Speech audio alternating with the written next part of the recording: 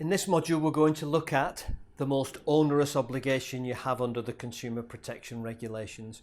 Whether you're into sales, whether you're into lettings, you have to comply with these regulations and you have to comply with this requirement. And in essence, this requirement says that if an agent omits material information and as a result causes or is likely to cause the average consumer to enter into a transactional decision he or she wouldn't have otherwise taken, that's an offence. So when you start to think about omission of material information being an offence, you can see that this is very onerous. This is very difficult to comply with, and potentially there could be all sorts of areas where material information is omitted. And hey, what is material information in any event? We have to establish that as well. So hopefully going through this module will identify what material information is. So the first thing I'm going to do is show you a picture. This is a picture taken from a brochure that an agent was handing out. He was instructed to sell this property, and of course this view is a lovely view. It's across the shingle banks down in Kent, and it's in a place called Dungeness. And everybody would look at that picture and think, what a lovely place that is. And I'm sure you agree. However, if anybody knows Dungeness, you'll know that there is something else there. That's right, there's a nuclear power station there, and the agent took the picture with the power station behind him so that he would get a really nice picture. Well, in actual fact, if we go back to the original picture, there's nothing wrong with that picture at all. That picture shows a view of the property and it says, if you stand here and look that way, that's what you'll see. So that wasn't a problem. His problem was that he didn't advise buyers in the brochure that there was a nuclear power station quite close by.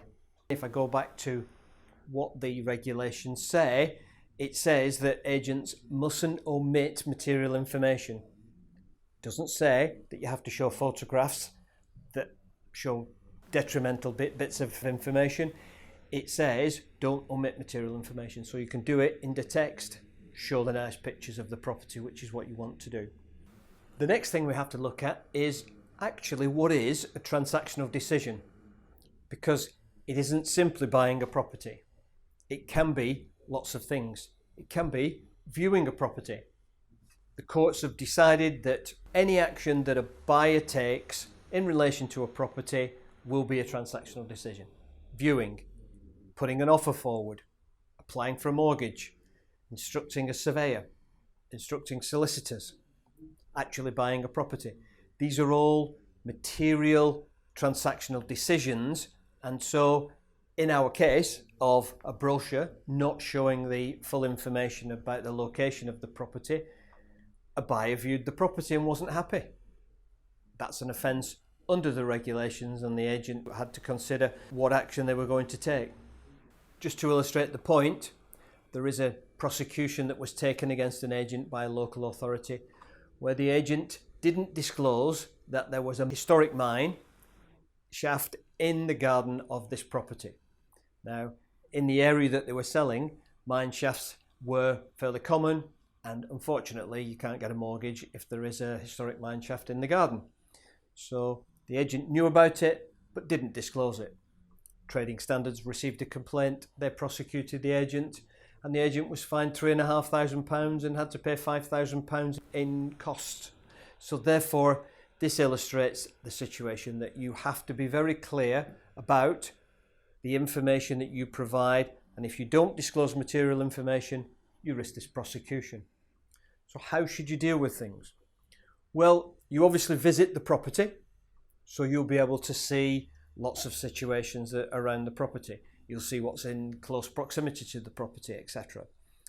Client questionnaire, property questionnaire, good idea. Ask the client questions about the property so that you can review that against what you saw at the property and make some decisions about whether there's any material information that exists.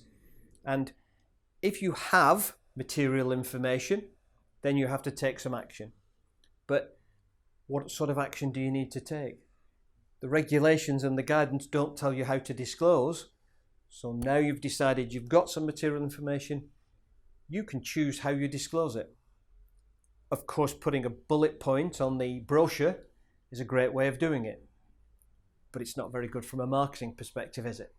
So therefore you might consider doing it in other ways, putting an agent's note in the brochure, put the information in the directions to the property, put it somewhere in the body of the brochure. You might decide not to put it in the brochure at all. You might decide to inform buyers when they want to arrange a viewing. You might inform buyers when they're actually at a viewing and point out the situation to them. You might point it out later on if it's something that they wouldn't notice when they're at the viewing.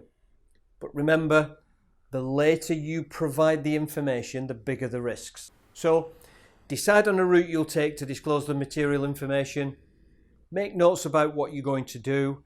Make sure everybody in the business knows what they need to do to disclose that material information, and keep notes about what was done. Further step to take is to get your client to approve the brochure. Send a copy of the brochure to the client on an email, ask them to review it, ask them to tell you if you've made any errors, ask them to notify you if there's any material information that's missing from it. This is a great step to ensure that you get the right information in your brochure. You're disclosing all that material information and you're not going to commit an offence.